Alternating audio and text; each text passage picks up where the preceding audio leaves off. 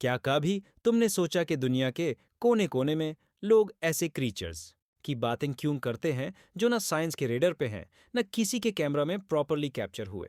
वो मखलूक जो रात के सन्नाटे में दिखते हैं, या वो जो पुरानी कहानियों में जिंदा हैं? आज हम बात करेंगे ऐसे मिथोलॉजिकल क्रीचर्स की जो शायद तुमने पहले कभी ना सुनी हो। ये नहीं होंगे वो टिपिकल ड्रैगन्स, मरमेड्स या भूट्स। ये हैं दुनिया के कुछ अनोखे और मिस्टीरियस मखलूक। तो चलो ये सफर शुरू करते हैं, एक ऐसा एडवेंचर जो हिस्ट्री, कल्चर और थोड़ी सी मिस्ट्री से भरा है। मिथोलॉजिकल क्रीचर्स की कहानियां हर कल्चर में मिलती हैं, चाहे वो एंशिएंट मेसोपोटामिया हो, अफ्रीकन ट्राइब्स या फिर नॉर्डिक लेजेंड्स। लेकिन ये कहानियां न आई कहां से। एक थ्योरी के मुताबिक ये इंसान के डर और क्यूरियोसिटी का नतीजा है। जब लोगों ने आसमान में अजीब सी आवाजें सुनी या जंगल में कुछ अनोखा देखा, तो उन्होंने अपने दिमाग से कहानियां घड़ ली। एंथ्रोपोलॉजिस्ट्स कहते हैं कि ये मिथ्स शायद सर्वाइवल के लिए थे। लोग अपने बच्चों को दरा के जंगल या समुंदर के खतरों से बचाते थे। लेकिन एक इंटरेस्टिंग बात, 2023 की एक स्टडी के मुताबिक 65% कल्चर्स के मिथ्स में ऐसे क्रीचर्स हैं जो हाफ ह्यूमन हाफ एनिमल होते हैं।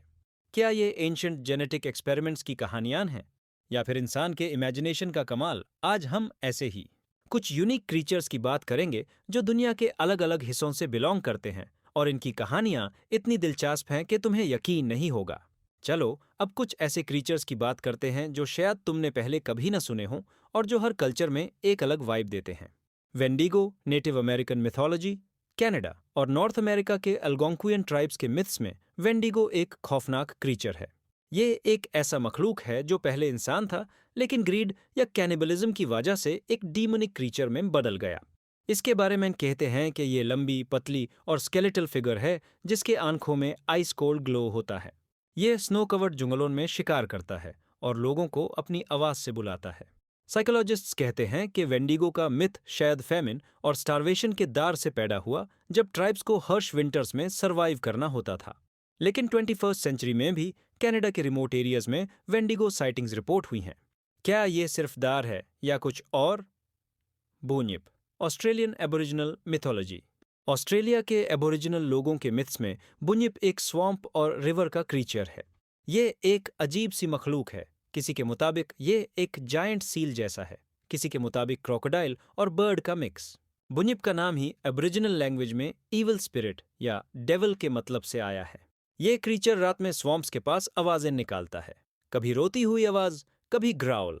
1800s में यूरोपियन सेटलर्स ने भी बुन्यिप साइटिंग्स रिपोर्ट की थी, और कुछ साइंटिस्ट्स का ख्याल है कि यह शायद एक्सटिंक्ट मर्सुपियल स्पीसीज का मेमोरी हो। लेकिन एबोरिजिनल एल्डर्स आज भी कहते हैं बुन्यिप रियल है और स्वैम्प्स में छुपा है। अमारोक, इनुइट मिथोलॉजी। आर्कटिक के इनुइट ट्राइब्स के मिथ्स में अमारोक एक जायंट वुल्फ है जो अकेला शिकार करता है। यह ऑर्डिनरी वुल्फ नहीं, ये इतना बड़ा है कि एक इंसान को एक ही दांत में उठा सकता है। इनुइट कहानियों के मुताबिक अमारोक रात के अंधेरे में शिकार करता है और वो लोगों को सबक सिखाता है जो ग्रीड या सेल्फिशनेस में डूब जाते हैं। जूलॉजिस्ट्स कहते हैं कि ये शायद पोलर बेयर्स या ओवरसाइज्ड वुल्फ्स के साइटिंग्स का रिजल्ट हो। लेकिन इनुइट हंटर्स आज भी कहते हैं कि रात में अमारोक की आवाज सुनाई देती है। क्या ये सिर्फ कहानी है या आर्कटिक के स्नो में कुछ छुपा है? अब थोड़ी बात करते हैं साउथ एशिया के कुछ लेसर नोन मिथोलॉजिकल क्रीचर्स की जो हमारे फोल्कलोर में हैं लेकिन ज्यादा फेमस नहीं हुए। राक्षसा, इंडियन मिथोलॉजी। रामायण और महाभारत में राक्षसा एक पावरफुल डीमोनिक क्रीचर है जो शेप शिफ्ट कर सकता है, कभी इंसान कभी मॉन्स्टर। ये ब्लड थर्स्टी होते हैं और कहते हैं कि इनके क्लॉज और दांत इतने शार्प होते हैं कि वो किसी को भी फौरन खत्म कर सकते हैं। रावण भी एक राक्षसा था, लेकिन कुछ कहानियों में राक्षसा गुड भी होते हैं, जैसे विभीषण। हिस्टोरियंस कहते हैं कि राक्षसा शायद एंशिएंट ट्राइब्स के अगेंस्ट एक सिंबॉलिक रिप्रेजेंटेशन थे। लेकिन आज भी इंडियन विलेजेस में लोग कहते हैं कि जंगल के अंदर राक्षसा छुपा है। क्या ये रियल था? यक्षा यक्षिनी, साउथ एशियन मिथोलॉजी। यक्षा और यक्षिनी इंडियन और बुद्धिस्ट मिथोलॉजी के नेचर स्पिरिट्स हैं जो जुंगालों, नदियों और पहाड़ों के प्रोटेक्टर्स होते हैं। यक्षा एक हैंडसम, पावरफुल फिगर है, जबकि यक्षिनी एक सुंदर औरत जो सेडक्टिव भी हो सकती है। कहते हैं कि ये ट्रेजर्स के गार्डियंस होते हैं और जो इनका डिसरिस्पेक्ट करे उससे कर्स मिलता है। 2022 की एक आर्कियोलॉजिकल फाइंडिंग में यक्षा स्टैच्यूज मिले जो 2000 साल पुराने थे। क्या यह सिर्फ आर्ट था या फिर कुछ spiritual connection? Pishacha, Indian folklore. पिशाच एक डार्क स्पिरिट है जो इंडियन फोकलोर में ग्रेवयार्ड्स और क्रिमेशन ग्राउंड्स पे छाया रहता है। यह शेप शिफ्टर होता है और कहते हैं कि यह इंसान के दिमाग में घुसकर उससे पगाल कर देता है। पिशाचा का कनेक्शन तंत्रिक प्रैक्टिसेस और ब्लैक मैजिक से भी है। साइकोलॉजिस्ट्स का ख्याल है कि ये मिथ्स मेंटल इलनेसेस के फियर से पैदा हुए, लेकिन रूरल इंडिया में आज भी लोग पिशाचा से डरते हैं। क्या ये रियल स्पिरिट है या दिमागी वहम? अब दुनिया के और कुछ यूनिक क्रीचर्स की बात करते हैं जो शायद तुमने ना सुने हो। बैंशी, आयरिश मिथोलॉजी। आयरलैंड के फोकलोर में बैंशी एक फीमेल स्पिरिट है जो डेथ का साइन होती है। ये एक औरत है जो लंबे सेफ्ट बाल और वाइट ड्रेस में रात को रोती हुई दिखती है। कहते हैं कि जब बैंशी की आवाज सुनाई दे तो किसी के घर में मौत होने वाली होती है। 19th सेंचुरी में आयरलैंड के विलेजेस में बैंशी साइटिंग्स बहुत रिपोर्ट हुई थी। साइंटिस्ट्स कहते हैं कि ये शायद बर्नावल की आवाज का मिसअंडरस्टैंडिंग हो जो रात में ईरी साउंड करता है, लेकिन आयरिश लोग आज भी बैंशी को सीरियसली लेते हैं। Kappa, Japanese mythology. जापान के मिथ्स में कैपा एक वाटर क्रीचर है जो रिवर्स और लेक्स में रहता है। ये एक ह्यूमनॉइड है जिसके सर पे एक बोल शेप्ड डेंट होता है जो वाटर से भरा रहता है। इसका पावर इसी से आता है। कप्पा फ्रेंडली भी हो सकता है, लेकिन कहते हैं कि ये लोगों को पानी में खींच लेता है। जापानीज फोल्कलोर में कापा को क्यूकम्बर्स ऑफर करके शांत किया जाता है। मरीन बायोलॉजिस्ट्स का ख्याल है कि ये शायद जायंट सैलमेंडर्स का मिथ हो, मगर जापान के रूरल एरियाज में आज भी कप्पा की स्टोरी जिंदा है। चुपाकाब्रा, पुर्टो रिकन मिथोलॉजी। पुर्टो रिको और लैटिन अमेरिका के मिथ्स में चुपाकाब्रा एक रेप्टाइल लाइक क्रीचर है जो लाइव स्टॉक, खास तौर पे गोट्स का ब्लड पीता है।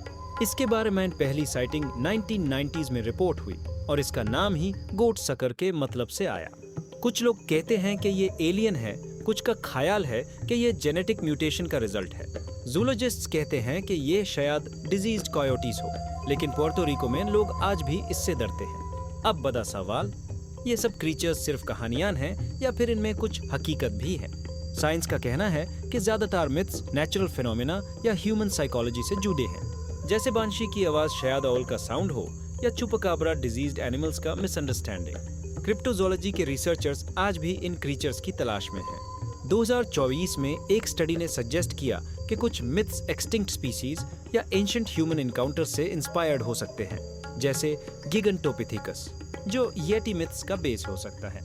लेकिन एक बात तो कंफर्म है, ये कहानियां इंसान के क्यूरियोसिटी और इमेजिनेशन का सबूत है। पॉप कल्चर ने भी इन्हें और बड़ा किया, हॉलीवुड की हॉरर मूवीज से लेकर एनिमे में कापा तक। और सोशल मीडिया पे हर साल नए साइटिंग्स के वीडियोस वायरल होते हैं, ब्लरी फोटोज, शेकी फुटेज। क्या ये सब फेक है या फिर दुनिया में कुछ ऐसा है जो साइंस अभी नहीं समझ सकी? ये मिथोलॉजिकल क्रीचर्स हमारे कल्चर, हिस्ट्री और इमेजिनेशन का हिस्सा हैं। चाहे वो वेंडिगो का खौफ हो, बुनिप की मिस्ट्री या यक्षिनी का चार्म, ये सब कहानियां हमें बताती हैं कि इंसान हमेशा से अननोन को एक्सप्लोर करता रहा है। आज साइंस के पास जवाब हैं, लेकिन मिस्ट्री का मजा भी तो कुछ और है ना?